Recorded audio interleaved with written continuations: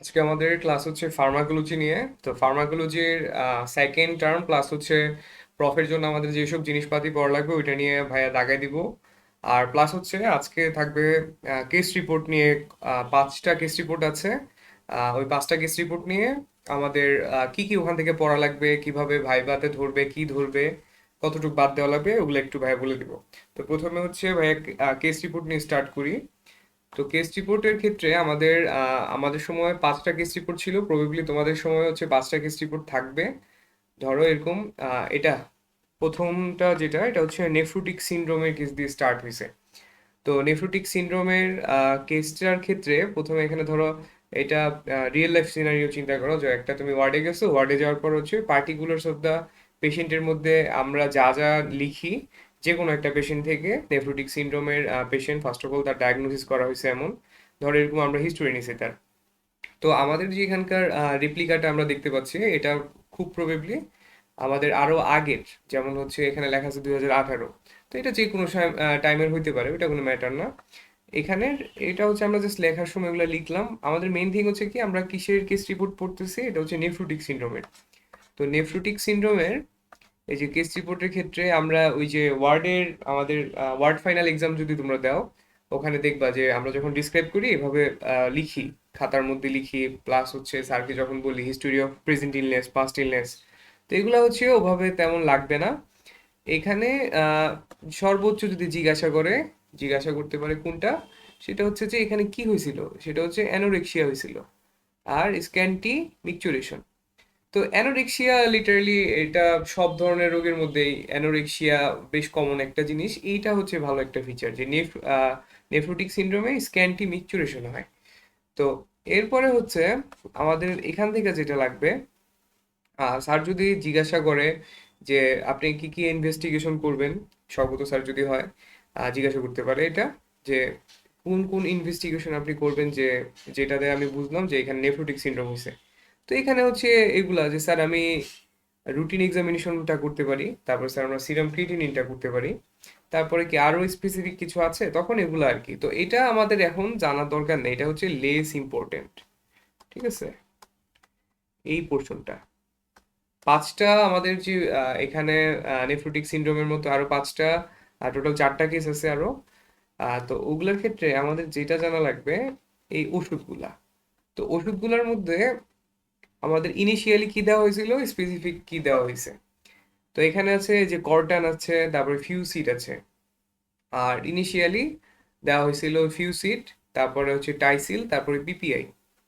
তো এখানে আমাদের যেটা জানা লাগবে যে কর্টানটা অ্যাকচুয়ালি কি, ফিউসিডটা অ্যাকচুয়ালি কি। তারপরে কর্টানটা হচ্ছে আমাদের স্টেরয়েডস, কর্টিকোস্টেরয়েডস। আর ফিউসিড হচ্ছে ডায়োরিটিক্স। এগুলো হচ্ছে আমাদের বাজারে যে নামে পাওয়া যায় ওইটা লেখা আর কি। আচ্ছা, তো এরপর আমাদের জানা লাগবে এখান থেকে এই জিনিসটা হচ্ছে সবচেয়ে ইম্পর্টেন্ট, যে এখান থেকে কোশ্চেন আসবে আমাদের। যে কোনো ভাইবা আমরা যখন যাব তখন আমাদের 2টা বোর্ড থাকবে, বোর্ড 1 বোর্ড 2। যে কোনো বোর্ডের শুরুতেই এইটা দিয়েই হচ্ছে শুরু হবে ভাইবাটা। তো ওখান থেকে আমাদের অন্যান্য জিনিসপাতিতে যাবে। এখানে যদি আমরা কোশ্চেন না পারি আমাদের ইমপ্রেশনটা যথেষ্ট খারাপ হবে। তো এই সেগমেন্টটা আমরা ভালো করে পারা লাগবে। এখান থেকে কিভাবে কোশ্চেনে যাবে সেটা ভাই একটু বলে দিই। সেটা হচ্ছে এই যে কর্টন। তো কর্টনটা কি, এটা হচ্ছে সাবপ্রেডনিসোলোন। তো প্রেডনিসোলোনের ক্ষেত্রে এভাবে ডিরেক্ট আমরা বলতে পারি। যেমন আমি প্রথমবার যখন পরীক্ষা দিই তখন হচ্ছে আহ, একদম ডিটেলস সব পড়ে গেছিলাম, যে স্যার ইনিশিয়ালি এটা স্পেসিফিক এটা। কিন্তু পরে যেটা দেখলাম যে স্যার জিজ্ঞাসা করে যে আপনি কি কি দিবেন, তো বললাম আমি জেনেরিক নাম না বলে আমি ডিরেক্ট ফার্মাকোলজিক্যাল নেম বলছি। যে স্যার আমি প্রেডনিসোলোন দিব, তারপর স্যার আমি ফ্লুসেমাইড দিব, তারপর হচ্ছে স্যার আমি অ্যামোক্সিসিলিন দিব। তো তখন হচ্ছে আমাকে কিন্তু কিছু আর বলেনি। ঠিক আছে, তো এখন আমরা যেহেতু আমাদের হাতে সময় আছে, তো আমরা জেনেরিক নাম জেনে থাকলে আমাদের সমস্যা নেই। ঠিক আছে, ফার্মাকোলজিক্যাল নামটাই আমরা আগে বলার চেষ্টা করব।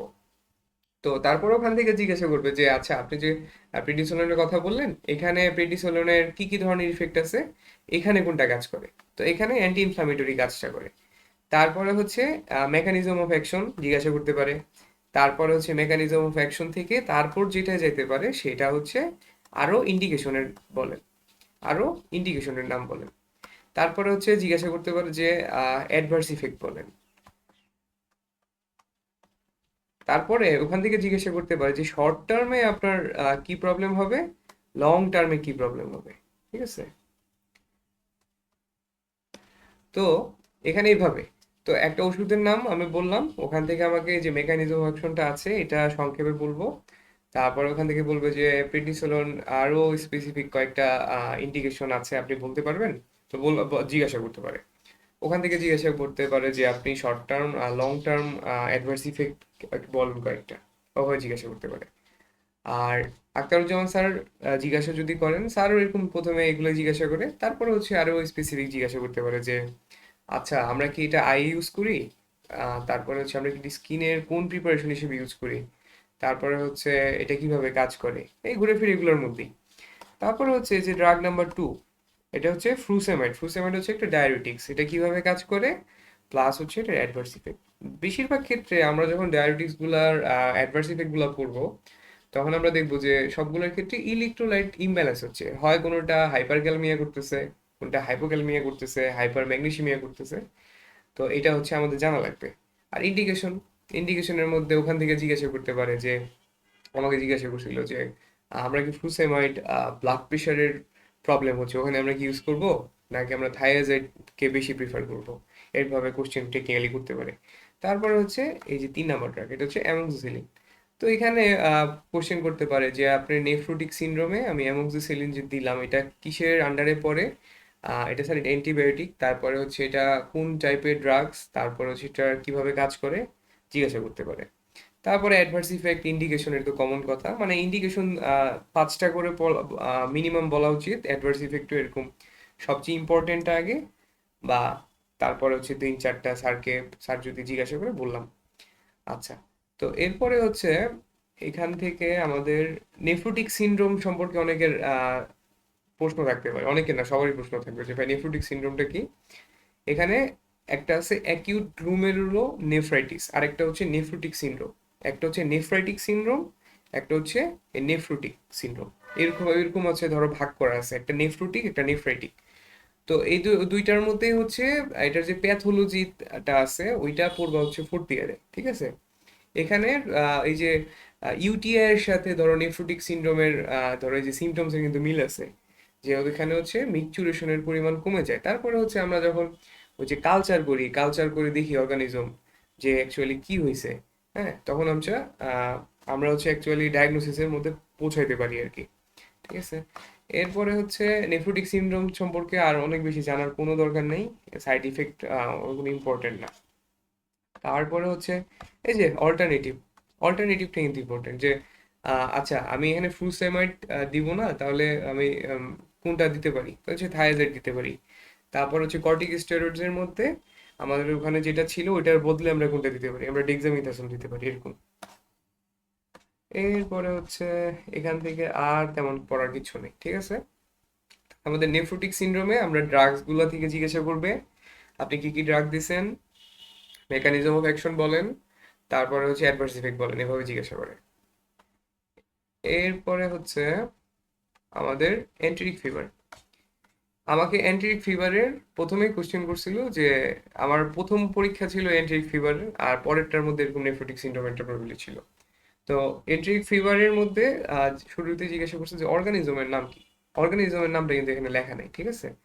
অর্গানিজমের নাম হচ্ছে সালমোনেলা টাইফি, ঠিক আছে।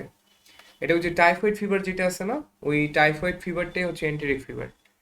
তো এটা আমরা এখানে দেখি যে কয়েকটা সাইন সিমটমস দেখার চেষ্টা করি। এখানে হচ্ছে হাই গ্রেড ফিভার আছে, হাই গ্রেড ফিভার আছে। তারপরে এই ফিভার কমে যায় ধরো হচ্ছে আমরা প্যারাসিটামল 1000 মিলিগ্রামের খাওয়ার পর প্রত্যেকবার ধরো কমে যাচ্ছে।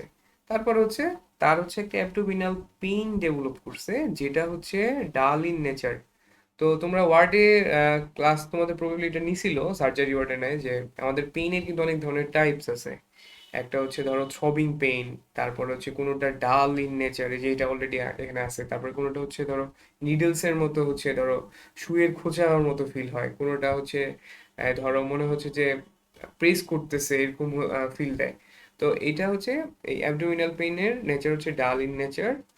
তারপরে হচ্ছে আমরা এখানে রুটিন এক্সামিনেশনে কি দেখব, তারপর হচ্ছে এই দেখো ব্লাড কালচার।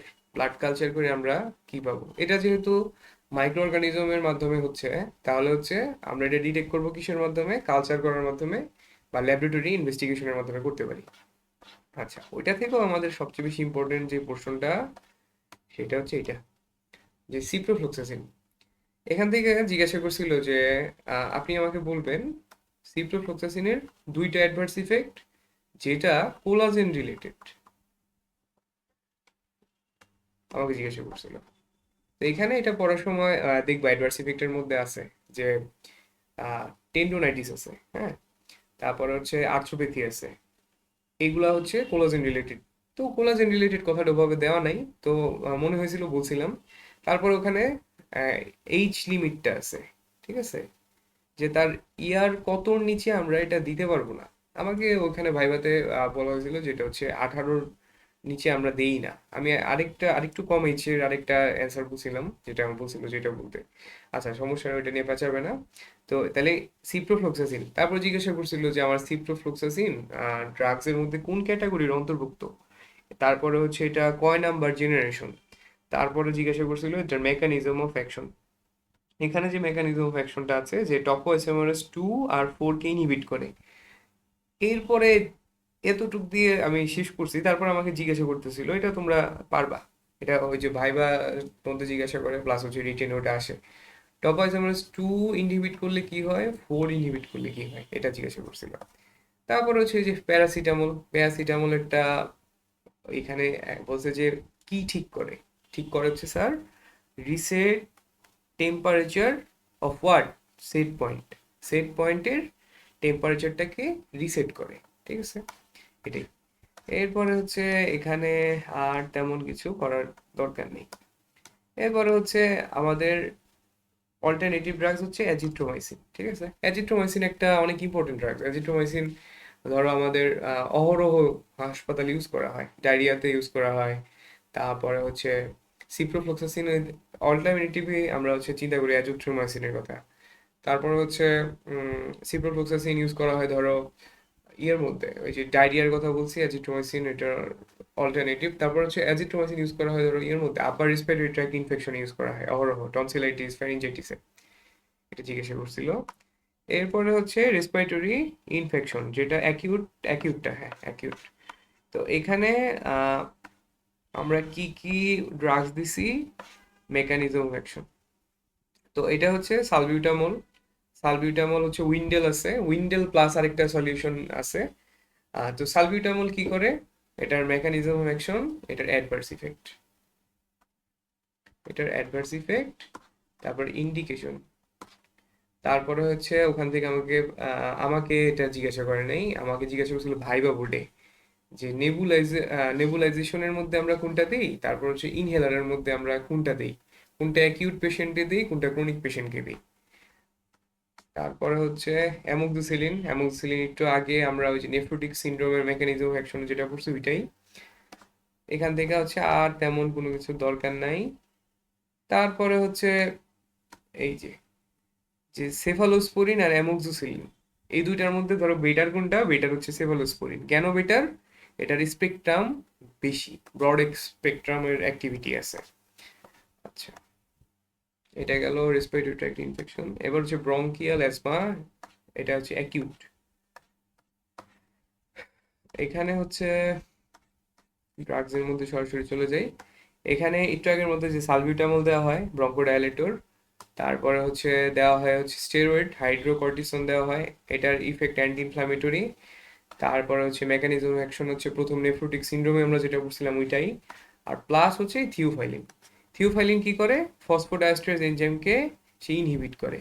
তো একটা হচ্ছে আমরা পড়ছি ব্রঙ্কোডাইলেটর, আরেকটা পড়তেছি যে আমাদের ফসফোডাইএস্টারেজ এনজাইম ব্রঙ্কোডাইলেশন করতেছে কিভাবে, এইটার মেথডটা দুটো একটু ডিফারেন্ট।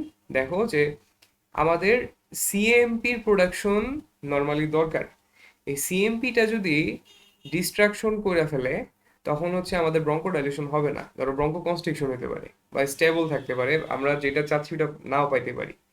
তো আমরা ফসফোডাইএস্টারেজ এনজাইমটা সিএমপি কে ইনহিবিট করে, এটাকে যদি আটকাইতে পারি তখন হচ্ছে আমাদের সিএমপি প্রোডাকশনটা ধরো নর্মাল থাকবে বা আমি যেটা চাচ্ছি ওটা হবে। তো এটাই যে ইনক্রিজ সিএমপি রিল্যাক্সেশন করে কাকে, ব্রঙ্কিয়াল স্মুথ মাসেলকে, ফলে ব্রঙ্কো ডাইলেশন হয়। এখানে এতটুকুই, আর কিছু নেই। এরপরে হচ্ছে অল্টারনেটিভ কোনটা, এই যে সালমাটেরোল আর ফ্লুটিকাসনের কম্বিনেশন ইনহেলার, এই দুইটাই হচ্ছে একসাথে বাজারে ড্রাগস হিসেবে পাওয়া যায়। সালমাটেরোল হচ্ছে লং অ্যাক্টিং ব্রঙ্কোডাইলেটর, আর ফ্লুটিকাসন হচ্ছে ধরো এটা হচ্ছে আমাদের ইনহেলারের মধ্যে যে কর্টিকোস্টেরয়েড ইউজ করা হয় ওইটা। আচ্ছা, এরপরে হচ্ছে এটা আপাতত কিছু লাগবে না। Peptic ulcer disease, peptic ulcer ডিজিজে ওই যে ট্রিপল থেরাপি আছে না, ওই ট্রিপল থেরাপির জিনিসটাই এখানে দেখাই। এই যে দেখো, একটা হচ্ছে ওমিপ্রাজোল, এটা হচ্ছে ওমিপ্রাজোল, এটা হচ্ছে পিপিআই। পিপিআই কিভাবে কাজ করে এটা লাগবে। তারপর হচ্ছে পিপিআই ইন্ডিকেশন জিজ্ঞাসা করতেই পারে। তারপর হচ্ছে ব্রোমাজেপাম। ব্রোমাজেপাম এটা হচ্ছে অ্যাংজিওলাইটিক, তুমি অ্যাংজিওলাইটিকের বদলে সিডি টিপস যদি বলো সমস্যা নেই। এটা কিভাবে কাজ করে, তারপরে ওখান থেকে যেতে পারে হচ্ছে অ্যাডভার্স ইফেক্ট ইন্ডিকেশন, যেতেই পারে, কোনো সমস্যা নেই। এরপর হচ্ছে যে অ্যালজিন, তোমরা যদি ওই যে সদর হসপিটালের যে ওয়ার্ডের কাগজগুলো আছে পেশেন্টের, ওই পেশেন্টের ওখানে অহরহ দেখবা এই অ্যালজিন, তারপরে হচ্ছে তোমার বোপেম সেক্লো, এগুলো অহরহ দেখবা। এই টাইমোনিয়াম মিথাইল সালফেট এটা কি অ্যান্টি স্পাজমোটিক, এটা নর্মালি হচ্ছে যে কোনো ধরনের মাসেলের ধরো পেইনে আমরা ইউজ করতে পারি। বিশেষ করে এটা অ্যাবডোমিনাল সেকশনে বেশি ইউজ করা হয়, যে পেটে ব্যথা আমরা তখন হচ্ছে এই টাইমোনিয়াম মিথাইল সালফেটটা দিই। এটা অ্যান্টি স্পাসমোটিক ড্রাগস। তারপরে হচ্ছে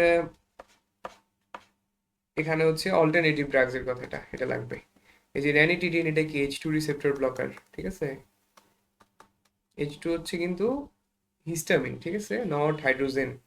তারপর হচ্ছে পিপিআই, পিপিআই এর আমরা চেঞ্জ করে ডিক্সলান্সোপ্রাজোল দিতে পারি। আর এরপর হচ্ছে ট্রিপল থেরাপি দিতে পারি, ঠিক আছে। তো এগুলাই ছিল মোটামুটি আমাদের কেস রিপোর্ট। এগুলাই হচ্ছে ঘুরে ফিরে সবাইকে জিজ্ঞাসা করবে, হয় যার যে বোর্ডটা দিয়ে স্টার্ট হবে, কারো ধরো বোর্ড 1 দিয়ে শুরু হবে, ওর ওই বোর্ড 1 এটা নিয়ে যাওয়া লাগবে। কারো হচ্ছে বোর্ড 2 তে এটা নিয়ে যাওয়া লাগবে। তো এটা দিয়ে শুরু হওয়ার পর এখান থেকে ধরো কোশ্চেনের মধ্যে যাবে। তো এখন হচ্ছে ধরো এটা তোমাদের গাইডের সেকেন্ড পোর্শন, ঠিক আছে। তোমাদের যে নতুন ভার্সন গাইডটা আসছে, ওই গাইডটা ভাইয়া দেখছি। তো এখানে ধরো অনেক জিনিসপাতি আছে যেটা পড়ে ধরো টাইম নষ্ট করার কোনো মানে নেই।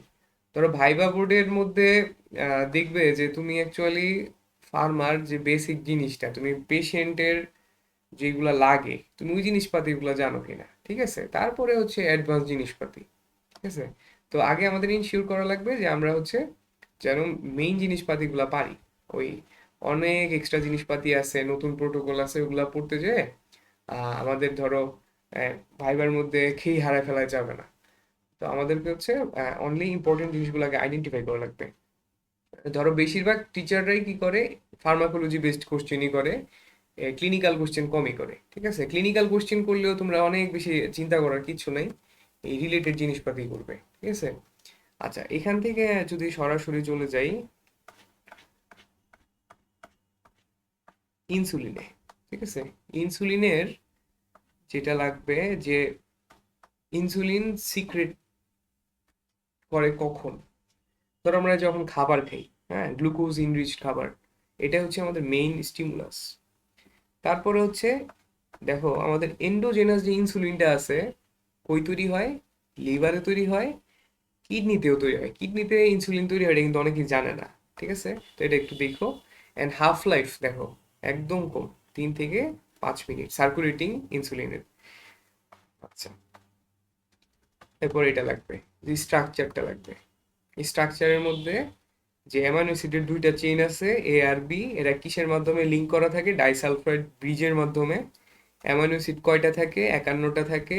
এ চেনে কয়টা থাকে, 21টা। বি চেনে থাকে 30টা। এগুলো লাগবে। এই যে mechanism of action of insulin, এটা লাগবে। আর এগুলা বলার ক্ষেত্রে যদি ভাইবা বলো এক ধরনের, রিটেন বললে এক ধরনের। এখানে ধরো অনেক বড় বড় করে লেখা আছে, তোমরা যখন পরীক্ষা দিতে যাবা, রিটেনের পরীক্ষা দেওয়ার সময় তোমাদের কিন্তু অনেকের প্যাচ লাগতে পারে, যেমন টাইমের ব্যাপারটা। ধরো দুইটা টার্ম দিয়ে আসবা, তোমরা ধরো অর্ধেক টাইমে করে দিয়ে আসছো, 1 ঘন্টা 20 মিনিট 30 মিনিটের মতো, ওখানে যা তোমার ধরো 3 ঘন্টা এক্সাম দিবা, তখন টাইমের ক্যালকুলেশনটা আগে করে রাখা ইম্পর্টেন্ট। প্লাস হচ্ছে ওখানে নাম্বার দেওয়া থাকে এইভাবে, কোনোটা 1 নাম্বার, কোনোটা 0.5, কোনোটা দেওয়া থাকে 2, সর্বোচ্চ 2। তারপরে একটা কোশ্চেন থাকে ম্যান্ডেটরি, ওটার মধ্যে ধরো বেশি নাম্বার থাকে। তো তোমরা কি করবা, তোমরা হচ্ছে ওই অ্যান্সার করার সময় দেখবা যে কোশ্চেনের পাশে কত নাম্বার দেওয়া, এটা কি 1 নাম্বারের কোশ্চেন নাকি 1.5 নাম্বারের কোশ্চেন। ওরকম হইলে স্পেসিফিক অতটুকু অল্প অল্প লিখবা, অনেক বেশি লিখবা না। কিন্তু অনেকে আছে ধরো ওই যে ইগোর কারণে, আমি এই যে mechanism of action of insulin, এটা এতগুলা লাইন পড়ছি, আমি জানি, আমি এটা কেন লিখবো না, এরকম একটা ব্যাপার আছে না, অনলি ইম্পর্টেন্ট লাইনগুলো লিখবা। ঠিক আছে, ধরো নাম্বারের উপর ডিপেন্ড করে অতটুকু অ্যান্সার করবা। স্পেসিফিক চাইছে ধরো লিখবে এইভাবে যে 4 ইন্ডিকেশনস অফ সালবিউটামল, তুমি ওই 4টাই লিখবা। যদি বলে যে 3 ইন্ডিকেশন অফ প্রেডনিসোলোন, ওই 3টাই লিখবা বা 4টা লিখবা, যেটা চাইছে ওইটা লিখবা। ওই বেশি জানি বেশি লেখা লাগবে ওইরকম করো না। তো এইভাবে করে ধরো ওই ম্যাথের মতো ফার্মাকোলজির নাম্বারটা প্রফে হচ্ছে ম্যাথের মতো। ঠিক আছে, ওইটা তুমি স্পেসিফিক লিখবা, অনেক বেশি লেখার দরকার নেই, লাস্টে শেষ করতে পারবা না। আর আরেকটা জিনিসে ফোকাস করবা, কিছু ডেফিনিশন ভাইয়া মার্ক করে দেবো, ওই ডেফিনিশন গুলা পরীক্ষার মধ্যে আসে। ওই ডেফিনিশন গুলো ধরো অনেকে গুরুত্ব দেয় না বলতে যেগুলো তো ভাইবার সময় বা হচ্ছে এভাবে মুখস্থ করে না, এন্ড পরীক্ষায় ধরো ওই দিয়া দেয় মাঝে মাঝে, ওই ডেফিনিশনটাই দিয়ে দেয়, ডেফিনিশন পোলাপয়েন্ট পরে ধরো পারে না। ঠিক আছে, খালি থাকে জায়গাটা। আচ্ছা, mechanism of action of insulin এটা লাগবে। তারপরে হচ্ছে মেটাবলিক ইফেক্ট, এগুলো হচ্ছে ভাইবার জন্য। ভাইবা রিটেনে আসলেও আসতে পারে, কিন্তু অনেকদিন ধরে আসতেছে না। এই যে এটা দেখো, এটা আসছিল যে এটা ডায়াগ্রামটা মাধ্যমে মেকানিজমটা দেখাইতে। ঠিক আছে, এটা হচ্ছে তোমার বর্ণনা, আর এটা হচ্ছে ফিগার। তো তোমরা হচ্ছে স্পেসিফিক এই ফিগারটা প্র্যাকটিস করো। ঠিক আছে, একদম ইজি। এরপরে হচ্ছে, আর এই ক্ষেত্রে এটা পড়লে কিন্তু বুঝবা যে কি হচ্ছে গ্লুকোজ লেভেল যখন বডিতে নর্মাল থাকতেছে পটাশিয়ামের, তখন কি হচ্ছে, গ্লুকোজ লেভেল যখন বাড়তেছে পটাশিয়ামের কি হচ্ছে। এই দুইটা জিনিসের অ্যান্সার খুঁজতে পারলেই ধরো এই জিনিসটা একদম ইজি। ঠিক আছে, আচ্ছা। এরপরে হচ্ছে anti diabetic effect of insulin বা ইনসুলিন গ্লার্গিন। এটা দেখে আরো নিচে যাই, এটা এমনি বোঝা যায় পড়লে। এই যে অ্যান্টি ডায়াবেটিক ড্রাগস, ঠিক আছে, অ্যান্টি ডায়াবেটিক ড্রাগস এর তোমার ক্লাসিফিকেশন লাগবে। ক্লাসিফিকেশন এখান থেকে কিন্তু মূলত শুরু। একটা হচ্ছে প্যারেন্টেরাল আর একটা হচ্ছে ওরাল। প্যারেন্টেরালের মধ্যে অনলি ইনসুলিন, আর কিন্তু ইনসুলিনের বিকল্প নাই। ওরালের মধ্যে তখন হচ্ছে আমরা ড্রাগস গুলাতে যাব। ঠিক আছে, তো এখানে ইনসুলিনের এই নামগুলা কিন্তু জানা লাগবে। ইনসুলিন কয় টাইপের আছে, ধর একটা হচ্ছে rapid acting, short acting, intermediate, long. এখানে যেটা জানা লাগবে, এই যে insulin lispro, Asphalt, glulisine, regular natural soluble, এনপিএইচ, এনপিএইচ এর পূর্ণরূপটা লাগে নিউট্রাল প্রোটামিন হিচটর্ন।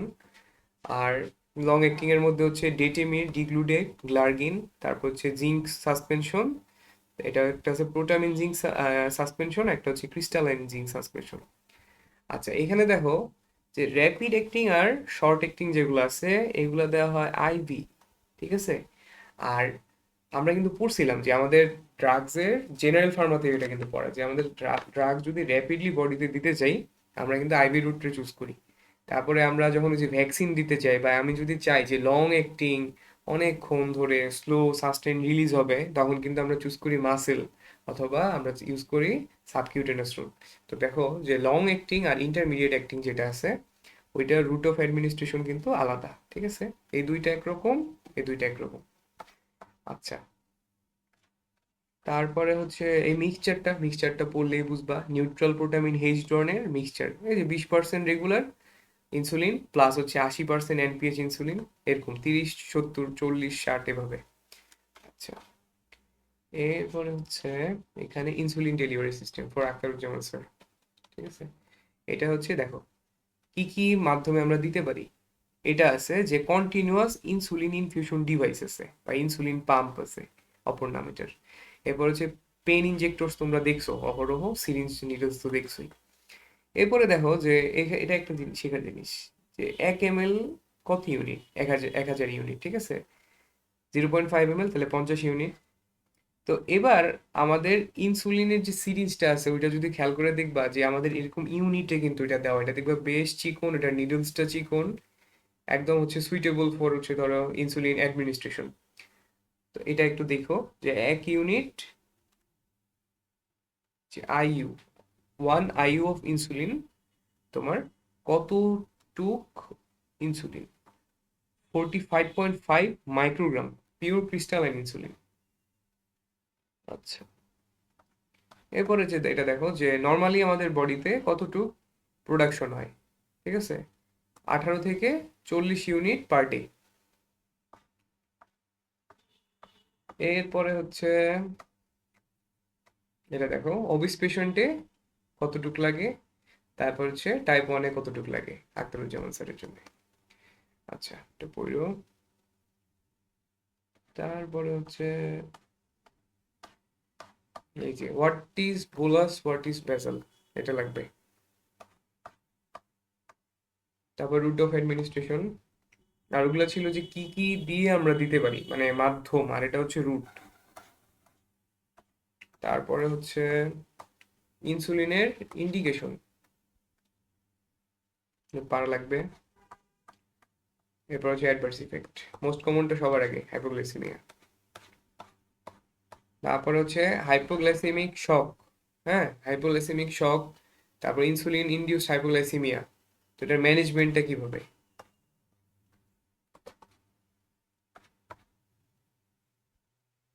তারপর হচ্ছে যে ফিচার কি হাইপোগ্লাইসেমিয়ার, ট্রিটমেন্ট কি, তারপরে কনসাস পেশেন্টে কি দিবা আর আনকনসাস পেশেন্টে কি দিবা।